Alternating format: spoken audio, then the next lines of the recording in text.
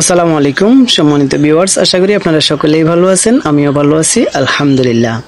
আমাদের আজকের আলোচনার বিষয় হচ্ছে আমরা কিভাবে আমাদের চোখ হেফাজত করব, রক্ষা করব বর্তমান ডিজিটাল স্ক্রিনের রেডিয়েশন থেকে।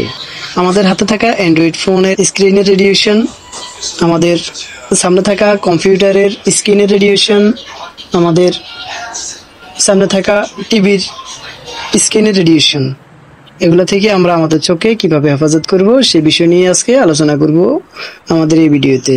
চলুন আমরা কথা না বাড়িয়ে চলে যাচ্ছি আমাদের মূল ভিডিওতে।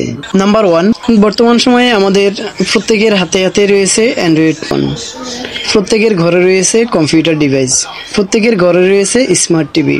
আমরা প্রয়োজনে অপ্রয়োজনে আমাদের হাতে থাকা অ্যান্ড্রয়েড ফোনটি টিপাটিপি করতে থাকি এবং আমাদের সামনে থাকা কম্পিউটারটি টিপাটিপি করতে থাকি। যখন ফ্রি থাকি তখনই আমরা চলে যাই আমাদের ঘরে থাকা স্মার্ট টিভির সামনে, আমরা ওখানে বসে খেলাধুলা দেখি।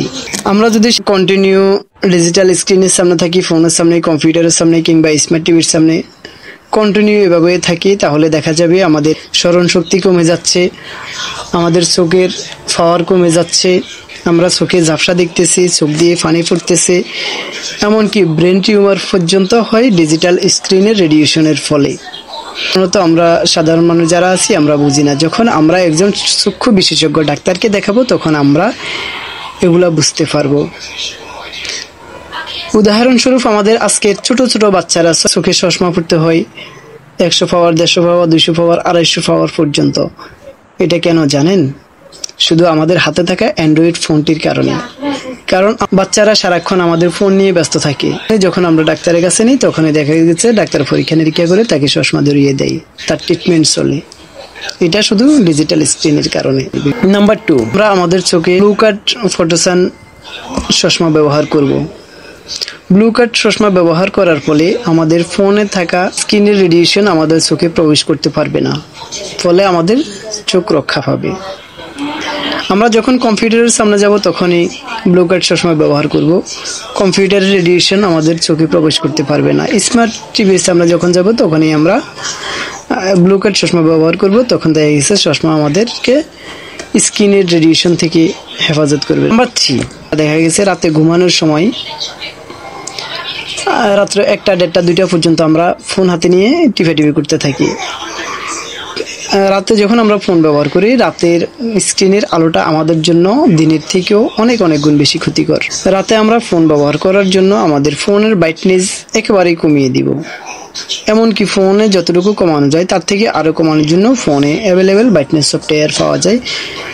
যেমন আমি ব্যবহার করি স্ক্রিন ড্রিমার একটি সফটওয়্যার ব্রাইটনেস কমানোর জন্য। আপনারা এরকম একটি সফটওয়্যার প্লে স্টোর থেকে ডাউনলোড করে নেবেন।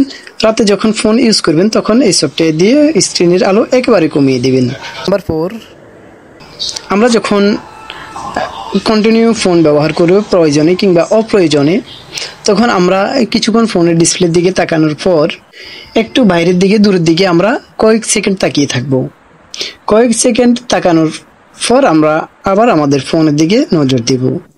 আবার কিছুক্ষণ কাজ করার পর আমরা বাইরের দিকে কয়েক সেকেন্ড তাকাবো, ফোনের দিকে নজর দিব। এভাবে আমরা ফোন ইউজ করব।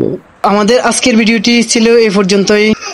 যারা এখন পর্যন্ত আমার চ্যানেলটি সাবস্ক্রাইব করেন নাই, সবার কাছে অনুরোধ রইল আমার চ্যানেলটি সাবস্ক্রাইব করে দিবেন, পাশে থাকা বেল আইকনটি অন করে দিবেন যাতে পরবর্তী ভিডিওর নোটিফিকেশন সবার আগে আপনার ফোনে চলে যায়। তো দেখা হবে পরবর্তী কোনো ভিডিওতে। সেই পর্যন্ত সবাই সুস্থ থাকবেন, ভালো থাকবেন। আল্লাহ হাফিজ।